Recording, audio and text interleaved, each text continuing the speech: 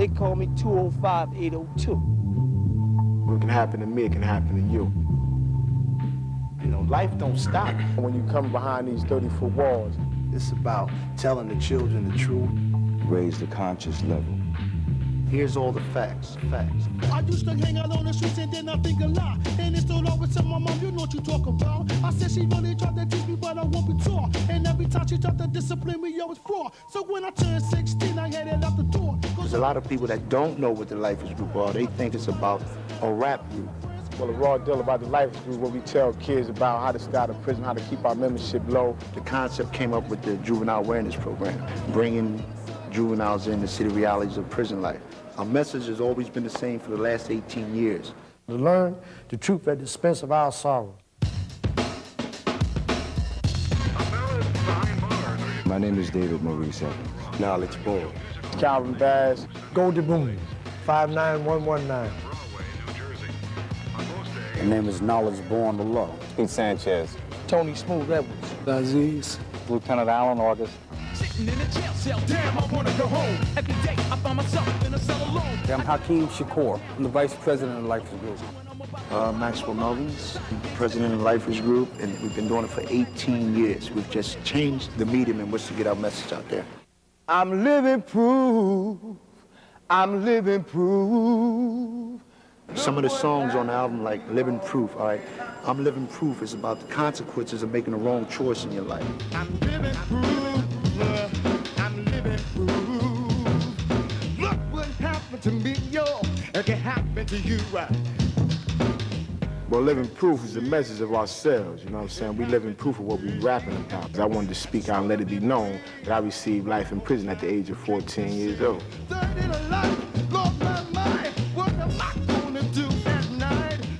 The difference in the Lifers Group and brothers on the street that are making raps or saying don't go to prison, stay in school or whatever, is that we've been through it. Prison life.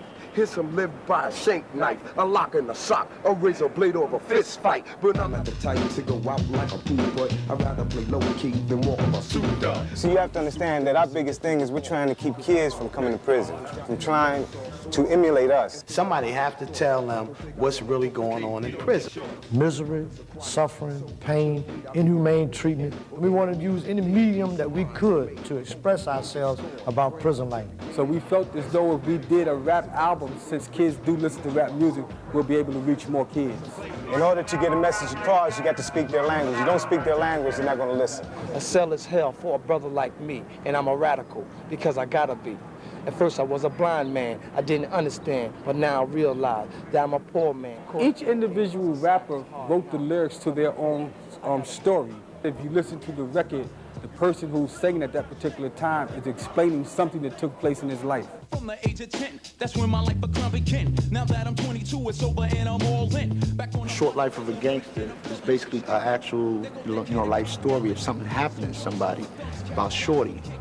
And Shorty thought he can just go around sticking up and doing everything to everyone. He had a gangster type of attitude. And wanted to show that gangster type of mentality didn't last very long. It was a short life of a gangster. Hey, you live that gangster lifestyle, but it only lasts for a short period of time. Short Life of a Gangster was selected by the record company because of the message that was in it. As well, it was a pretty slamming beat to it. The kids want to nod their head to. This is how you're going to captivate. This is how you're going to get their attention. Once you get their attention, they think it's about rap. And that's when we drop a bomb on them. This is not about hip-hop. No, this is what it's about. It's about you bringing your ass in here. It's about getting your act together. That's what it's about. We've done all these unique projects with the Lifers over the years, the films, the documentaries, and now this. The talent agenda was really Maxwell's. So he went around the prison and he tried to find guys that could sing rap, that style of music. We took the lieutenant's office in the visiting hall and made that our studio. We hung up blankets, somewhat soundproofed it. We never rehearsed this. This was never planned. It took about 3.5 days to record it. And some of the rappers was encouraged by us, we was encouraged by them. Because me personally, I don't like music. It was something that's happened on the spur of the moment. It's about saving children's lives. That was the end of his wannabe gangster dreams. Shorty died at 14. The only reason we were able to do this album and the first EP was we had a track record that spoke for itself. The first EP was a success. From around the world, I've gotten responses. So because of the positive responses that we got back, we found the need that we would like to do another album. Prisoner death and this my last breath, so get your mind off the shelf. I'm sick and tired of the bullshit. You come to prison, get your ass kicked. I'm living proof. I'm living proof. I wish that I could turn back the hands of time. One of the biggest things that I would do is pursue an education. I'm still part of the problem, but now I want to be a part of the solution. That's what makes my message different from a lot of guys. So that they can see this ain't no bullshit, this ain't no lie. We never try to glorify prison. We don't want no kid to get in his mind that you come to Rawway State Prison or come to any prison in that matter and you'll become a rap star, because it's not like that. What them other rappers be saying out there, they don't know the flavor behind these walls. We reality. From me to you, we're living proof. I'm living proof.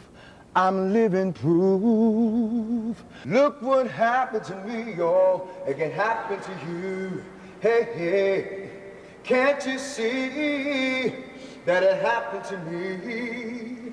I just wanna be free one more time. Can't you see? 30 to life, oh my life. What am I gonna do at night? Please, please, oh please, oh please.